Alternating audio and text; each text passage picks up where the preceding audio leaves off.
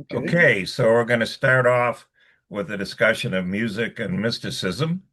All right. One of the, oh, we got Wendy coming in. Hold on.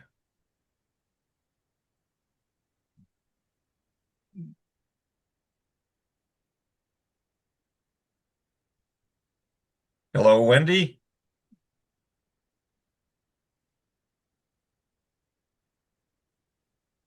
Wendy, hello. Yeah, hello. Hi. Hi. Okay, we're starting. We're gonna run through uh, a little overview on music and mysticism, why we're even doing this, and then we're gonna go into some more depth into two different special topics, the Beatles and Hildegard von Bingen, both who are prominent in music. So this is where we're starting. Um, so let's see what we say here. First thing we have to do is what in the world is mysticism? And then, of course, we have to say what in the world is music?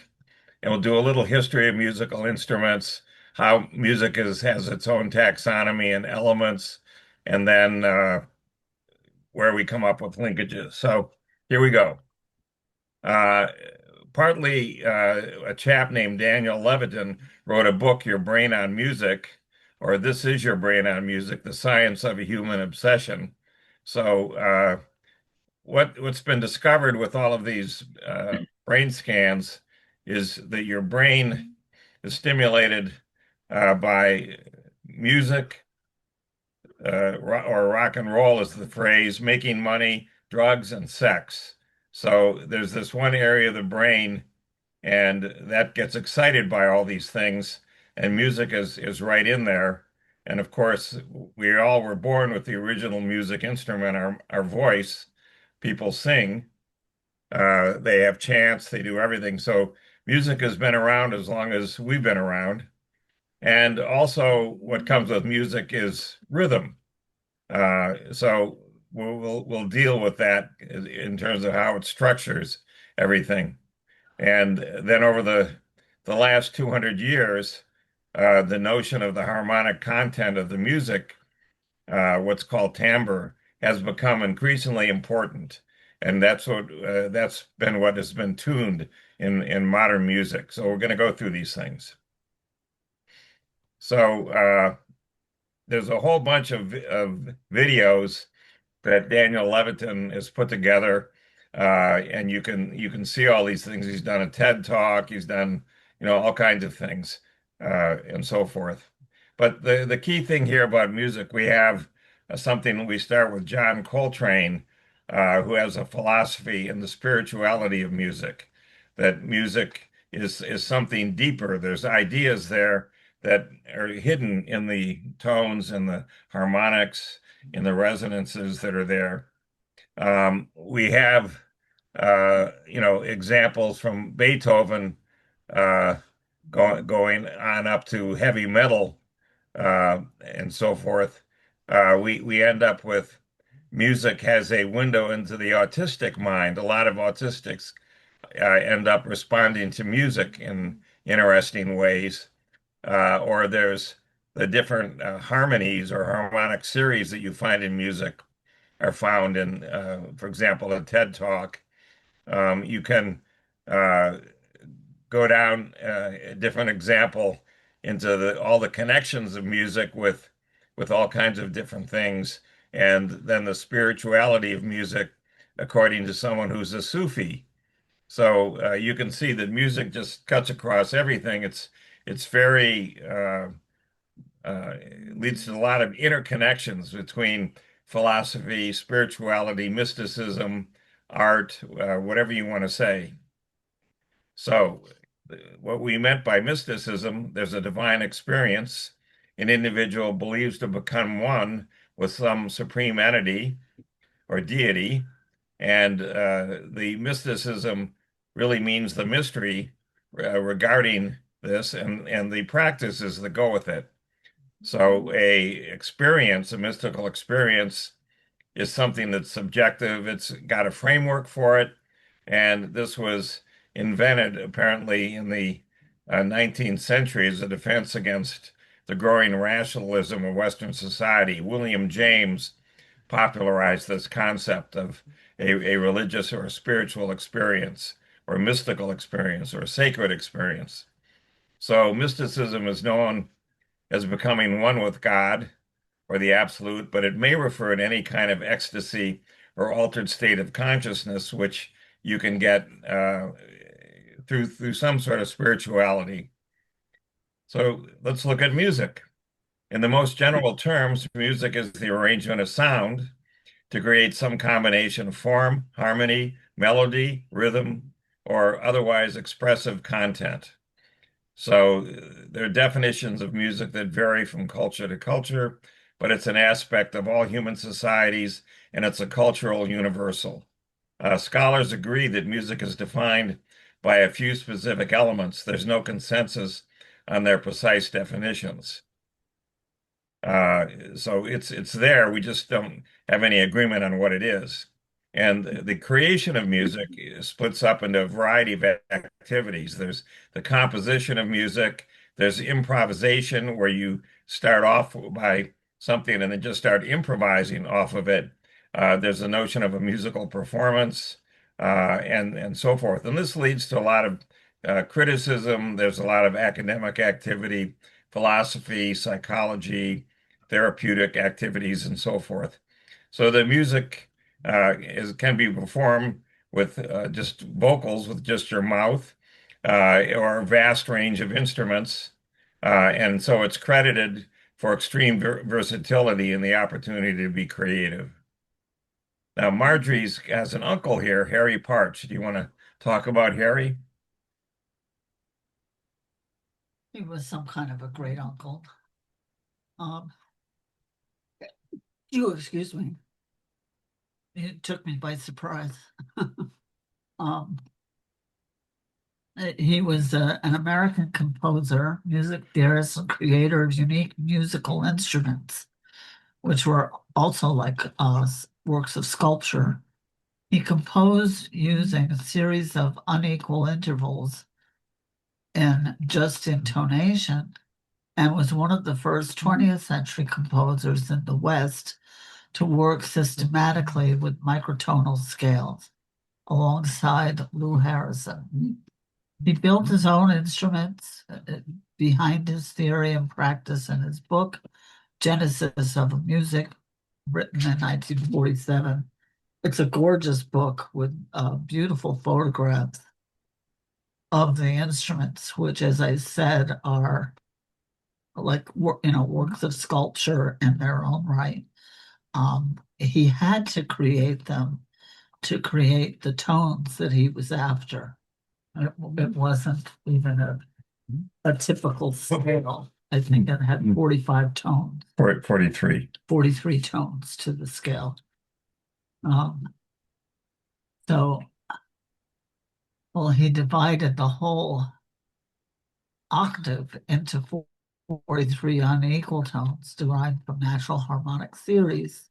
These scales allow for more tones of smaller intervals than the standard Western tuning, which uses 12 equal intervals to the octave. So that includes the sharps and flats, the black notes on a piano are half tone. And that's what composes, so to speak, the natural scale that we just sort of take for granted and think, well, that's music. But he had to play. He had to invent a lot of instruments just to create the tones that he was after. His family had lived in China as missionaries, and that was a lot of where his influence came from, was Chinese music. So he invented the chromelodion, the I'm having trouble seeing quadrangular, person, and the zymo-zil. Partch described his music as corporeal, meaning a full body experience. and distinguished it from abstract music, which he perceived as the dominant trend in Western music since the time of Bach. His earliest compositions were small-scale pieces to be intoned to instrumental backing. His later works were large-scale, integrated theater productions in which he expected each of the performers to sing, dance, speak, and play instruments.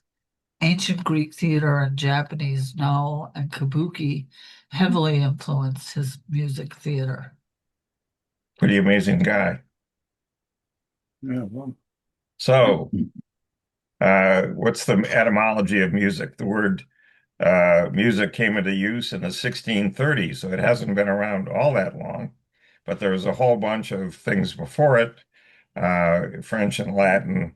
In Latin, the Muses were nine deities in ancient Greek mythology who presided over the arts and sciences, and they were included in tales by Western authors like Homer and Hesiod, and eventually came to be associated with music specifically.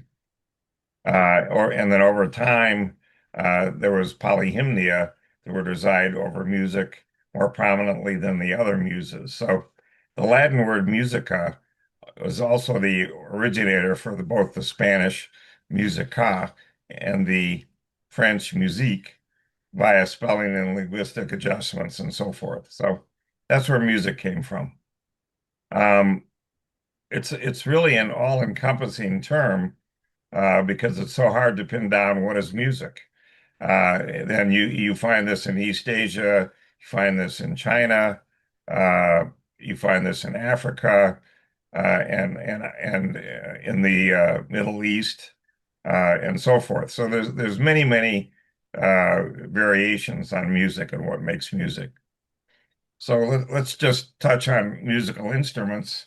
We really don't know a lot about these, but we think the original musical instruments were a flute, which would be something that was carved, say, out of a piece of wood or a bone of some sort. And one flute was found that is felt to be 40,000 years old. But of course, there's a lot of debate on this. And you would blow through this thing, and there were different holes. They were either opened or closed depending upon your fingers, and that led to different types of sounds. And they found some flutes again going back to 40,000 BC. Now we go forward a little bit in time, and we start to pick up what the Egyptians were doing. They had percussion instruments. They probably had lyres and lutes as well, harps, flutes, and probably clarinets of some sort. And there were cymbals, which led to music and dance and so forth. So there's a Hurrian hymn to Nikal, which is found on clay tablets in the ancient Syrian city of Ugarit. And that's the oldest surviving notated work of music dating back to approximately 1400 BC. wow. We get into Greece, maybe 500 BC, 400 BC. Music was one of the main subjects taught to children. It was considered to be important for the development of your soul. The musicians and singers played a prominent role in Greek theater, and those who received a musical education were seen as nobles, and they were in perfect harmony. And you can see this in the Republic by Plato. And there were mixed gender choruses performing for entertainment or celebration or spiritual activities. And so they probably had a double reeded instrument, a plucked string instrument, the lyre, or kithara. They had extensive education. Music literacy was viewed to be important, so a lot of people were teaching it and learning it. And the Greeks had their musical modes that eventually became the basis for their Western religious and classical music. And there were later influences from the Roman Empire, Eastern Europe, and the Byzantine that changed Greek music. But the Greeks were right in there creating a lot of this. And the oldest surviving work on the subject of music theory is Greek, uh, Harmonica Stoichia by Aristophanes. So there you go. But we have other parts of the world. We have Indian classic music, which shows dance, and there's a seven-holed flute there.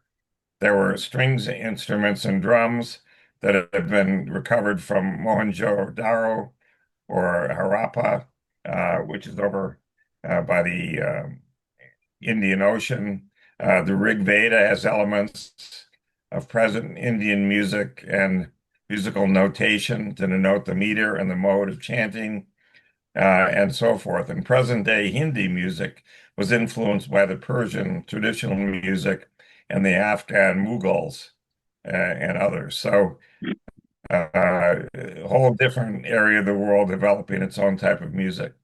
Indonesia was right in there since the Bronze Age with this archipelago using percussion instruments, gongs, all kinds of stringed instruments on different islands, orchestras being there, and so forth. And gongs are usually placed in the order of note with the boss up on a string held in a low wooden frame. And the most popular form of Indonesian music is gamelan, an ensemble of tuned percussion instruments that include drums, gongs, and fiddles with spikes, and so forth. The Chinese are right in there. Their activities in music encompass at least 3,000 years, but they use a pentatonic or diatonic scale. So they have five notes plus seven notes to an octave, but they split it up into five and into seven. And this 12 is what it makes up an octave in Western European music. We go to the Middle Ages, and Europe, Western Europe, had a span of time of, say, 500 to 1400 during the Middle Ages, where there was a lot of monophonic or single melodic line music of chanting into Catholic church services. Hildegard von Bingen is the person that has the greatest body of work of this sort, and you can find many, many examples of this on YouTube. They created musical notation, expanding upon what the Greeks had done, but they started to try and write these things down so that they could use them in different places across the entire realm of Catholicism. But the only European medieval repertoire that's been found in written form is the plain song chant, which is typically called the Gregorian chant. Hildegard von Bingen did write down things. Hers is a variation on plain song. And then we have all kinds of variations of sacred and not sacred church music, and with many, many conductors here, composers. We get into the Renaissance and things really start to move quickly. There's a focus on secular themes such as courtly love. The printing press was invented, so you could finally print sheets of music, and this was easy to mass produce. The availability of this spread musical styles quicker than ever before. But a lot of the musicians and singers worked for the church, the courts, and the towns. And so the church choirs grew in size, and the church remained an important patron of music. When you get into the middle of the 15th century, the composers wrote very rich polyphonic sacred music. Different melody lines were interwoven simultaneously, and so forth. And then the musical activity switched from the church to the aristocratic courts. The kings, the queens, the princes competed for the finest composers. And they came from all over the place. The Netherlands, Belgium, France, for example, were a center of a lot of activity and held important positions. We get into the Baroque period, 1600 to 1750, a different artistic style occurs. Music expanded in its range and complexity, and we began to see the first operas, which are dramatic solo vocal music, but accompanied by an orchestra. So there's polyphonic contrapuntal music, multiple simultaneous independent melody lines, but this remained important. The counterpoint was always important in vocal music of the medieval era. And then there was a huge amount of activity in Germany with strings, brass, and woodwinds, as well as with choirs and keyboard instruments such as pipe organ, harpsichord, and clavichord. And so it goes. So we close out the Baroque period with all kinds of incredible composers such as Bach doing things on the cello, Handel doing the Messiah, Telemann and Vivaldi doing their thing, which takes us into the more modern period, 1730 to 1820. The music is imitating what were key elements of art and philosophy of ancient Greece and Rome. So going back, 2,000 years, and the ideals of balance, proportion, and disciplined expression, and the music came from this period. It shouldn't be confused with what we call classical music today. We're talking about just this period from 1730 to 1820. The music of the classical period had a lighter, clearer, considerably simpler texture than the Baroque music. Here you have Mozart, you have Beethoven, you have all kinds of very, very competent composers here. The main style is homophony, where there's a prominent melody and then a subsequent chordal accompaniment. And the two things are clearly distinct. You can hear them. And so this was appealing to people. And the classical melodies were almost voice-like and singable. And so there were all kinds of new genres developed. And genres, and in particular, the forte piano was developed, which is replaced the harpsichord as a keyboard instrument. The modern piano was only made possible when you could have iron or steel, so that you could draw the strings much tighter, and that's how you could end up covering 88 distinct notes, which is what you find on modern pianos. There is also the pipe organ was the main keyboard instrument and continued to be used in sacred music in the cathedrals in Europe, for example. So the importance was given to instrumental music. It was dominated by further development of musical forms. Initially in the Baroque period, we had the creation of the sonata, the concerto, and the symphony. Symphony has typically four movements to it. Now, there were other things that happened. There were groups. So there were trios, there were quartets, and then there were serenades and divertimentos. And the sonata was the most important developed form. The Baroque composers wrote sonatas, and there's a classical style of sonata that you'd recognize that's very unique, distinct, and so forth. And the instruments that were used in all of this became more standardized.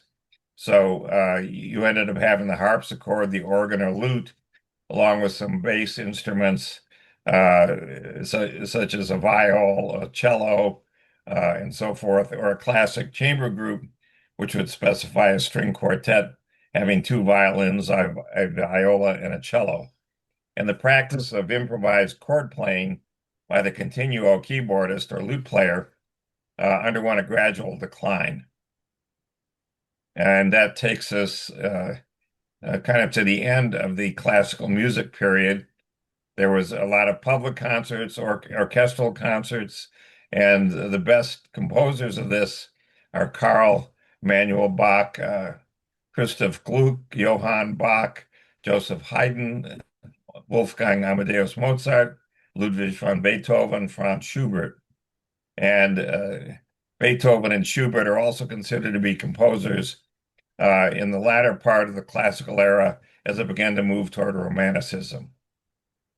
And Romanticism takes us through 1820 to 1900 in Western Europe. Had a lot of common elements with the Romantic styles. The music expanded beyond the rigid styles and forms of the classical era into more passionate dramatic, expressive pieces. And we see people like Wagner, Brahms. At the end of this, you have Gustav Holst, who did The Planets, for example, in 1900. And there were symphonic tone poems, Also sprach Zarathustra by Strauss. And there were composers trying to tell stories and evoke images. And they drew on a lot of folk music and a lot of nationalism with this, and a lot of emphasis on uh, fairy tales.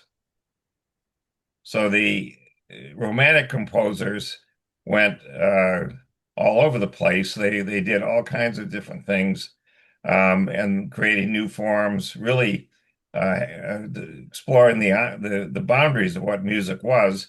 So you had someone like Beethoven and Schubert who started with Mozart, and they just gradually did away with every structure that Mozart had created to create what we would recognize today as their body of work.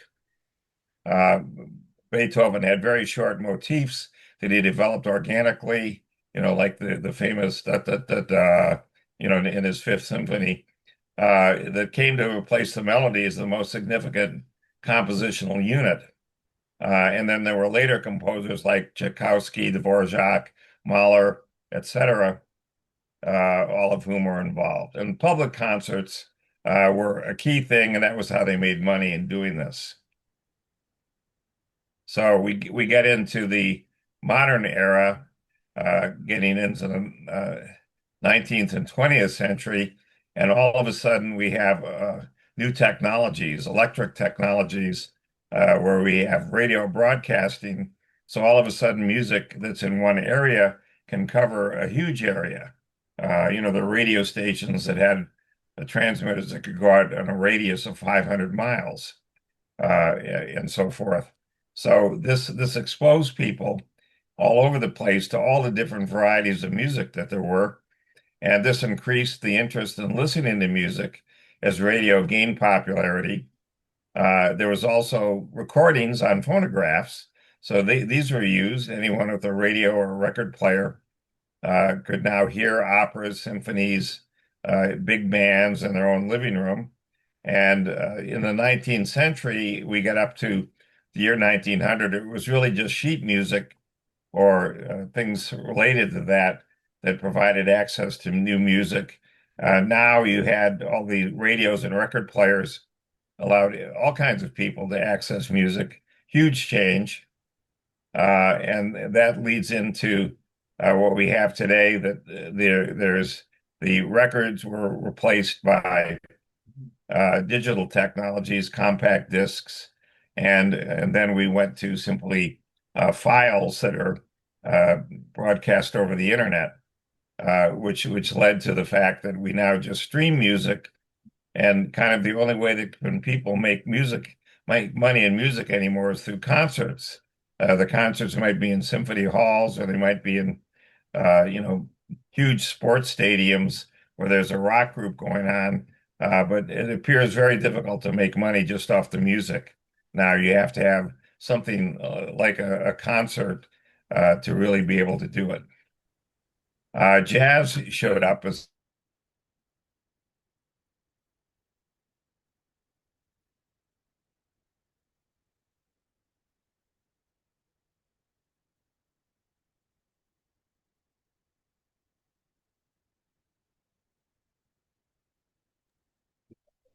Or you went still. You're Can't hear you. frozen, Bart.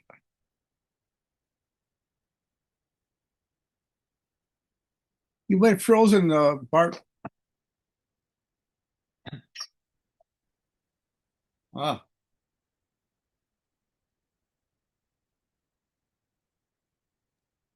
Maybe signing out and sign back in.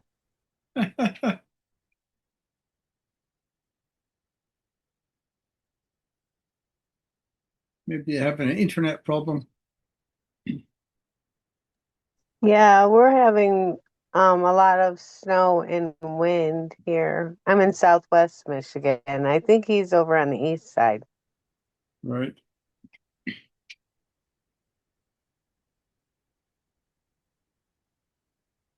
Oh, well. Yep, I'll go on now.